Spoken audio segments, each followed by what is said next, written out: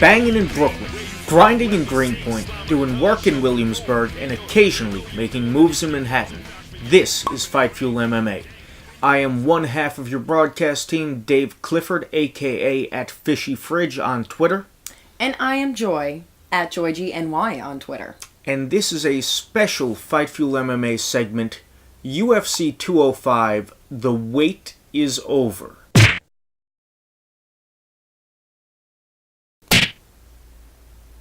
Breaking news!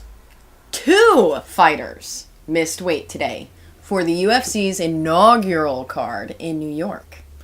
Yeah, we had Kelvin Gastelum and Thiago Alves both miss weight today. The Gastelum fight had to be scrapped entirely, and Cowboy is not happy about it. The Alves-Miller fight is happening at a catch weight.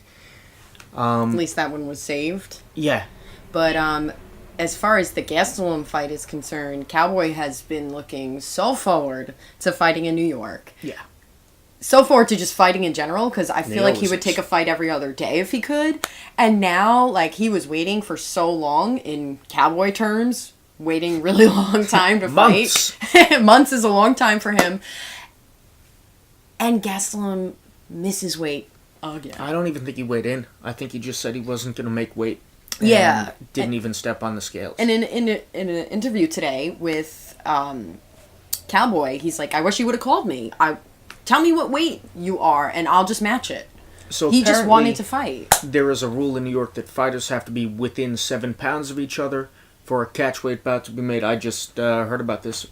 Yeah, I didn't know that either. Cowboy's mouth as it was. Yeah. So Cowboy's saying if Gastelum had called him and said, look, I'm not going to weigh in at 170, I'm going to weigh in 182. Cowboy would have weighed in 180. You know, somewhere within those 7 Cowboy pounds. Would fight him. Cowboy would fight him. Yeah. Cerrone says he's hoping somebody steps up to take the fight. He said he would fight his teammate Tim Kennedy. He asked Maia to step up. Yeah. He still wants to fight, so anything could happen. He could still be on the card, but as of now, he is off. Alves, this is his first cut to 155. Not a successful one. Very unsuccessful. What did he weigh in at? 162.6, 161.6, about 7 pounds over. Yeah.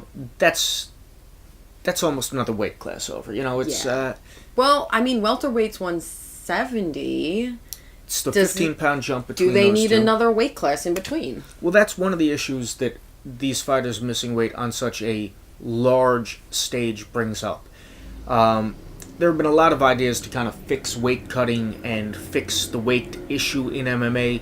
More weight classes, periodic weigh-ins where you have to weigh in throughout your camp and be at a certain percentage of your fight weight during camp. There's an IV ban in place now attempting to stop fighters from unsafely dehydrating themselves. Which bans bigger cuts. Well, that's the idea. Yeah, there's no good answer right now. At the end of the day, what these two fighters show is ultimately the responsibility begins and ends with the fighter who signs a contract to fight at a specified weight. Absolutely. Both these guys have failed to make weight several times each in the past. Gastelum missed by 8 pounds one time. I think Gastelum missed 3 times in his UFC career. Alves, I believe, also missed either 2 or 3. Alves was popped for using a banned diuretic way back in UFC 60-something to make weight. Both these guys have trouble making weight. To me, if you keep Gastelum in the organization, you make him fight at middleweight, like you've already had him do. Yeah, which I don't understand why they let him go back to welterweight. He missed weight, and they said that's it, he's done fighting at welter. If he wants to fight in the UFC, he's going to be a middleweight. They made him fight one fight at middleweight, and then allowed him to come right back down to welter, where he has again failed to miss weight. Make weight, yes. Alves is a guy who had trouble making weight at 170. Now, that's a 15-pound drop in class that he's attempting, and he didn't even come close to making the lightweight limit. What do you do with that guy? Certainly, I don't think you cut Alves. I think you just make him fight at welterweight. But imagine if these were smaller cards and either one of these fighters were headlining the card. Fortunately, 205 Which any of them could.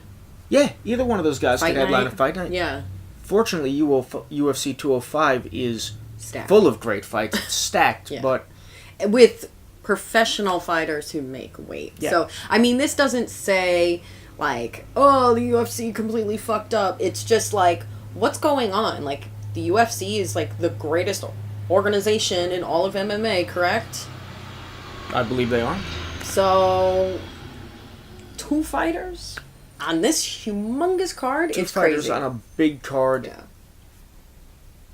Like I said, I think the responsibility ends with the fighters.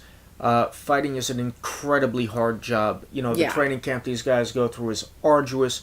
They do make sacrifices. They beat the shit out of their bodies. But you have to make the weight that you say you're going to make.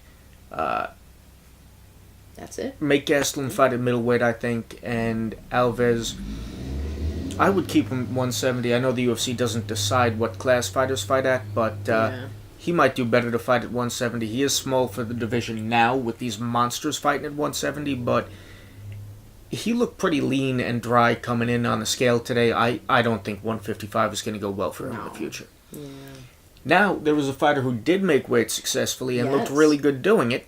That is the one notorious Conor McGregor. Conor McGregor always makes weight. Yeah, he and always that came is in one like thing. He professional. always shows up. He never pulls out of fights. He always makes weight. And compared to, because we just recently saw his other fight, a previous featherweight fight we watched against Chad Mendez. We saw that fight, and he looked... At the fight, he looked so drawn out and skinny and emaciated that seeing him at lightweight is just a breath of fresh air. Yeah, he looks healthy. It's the weight class he belongs at. I think it's Yeah. his proper weight class in terms of long-term health. I would hope that he stays there. I'd hope he'd relinquish the featherweight belt, which That'd be he's not nice. defending, Yeah. and stay at lightweight. Yet to defend. Yeah. But he looked really good on the scales, and I'm looking forward to a good fight between him and Eddie Alvarez, who also made weight. Yeah, I hope that'll be a really good, exciting fight. Yeah, so our main event is safe. Yeah, main event safe. Co-main, of course, is going to be great. And then I guess, what do you call the third fight, which is also another title the fight? Coco-main? The That's Coco-main? Crazy, I don't know. 3 title fights on this card. You know, they lost 3 fights, but it's still stacked enough to make it an epic. Amazing card. Yeah, card. Evans had to pull out of his fight as well with a health issue, undisclosed health issue, Yeah, so they lost who that knows? fight. Yeah, all the title fights, all the fighters made weight, so we didn't lose Yeah. any title fights. So what do you think about this? What are your thoughts? Yeah, I'd be curious as to what anybody thinks about what should be done here. I mean, Yeah, hit us do up. you have any ideas us for know. weight cutting, which everybody is asking about? Do you have any ideas for the kind of sanctions the fighters who failed to make weight should receive? Get at us on Twitter, on Instagram, on our website, fightfuelmma.com. Comment on our videos on YouTube, and Like, comment, get subscribe. involved in the conversation. Yeah. From Brooklyn, we are Fight Fuel MMA, and we are out. It's real life. No Joe Rogan, no bright lights, no scorpions, and no snake bites. Let you rap that niggas get stage fright.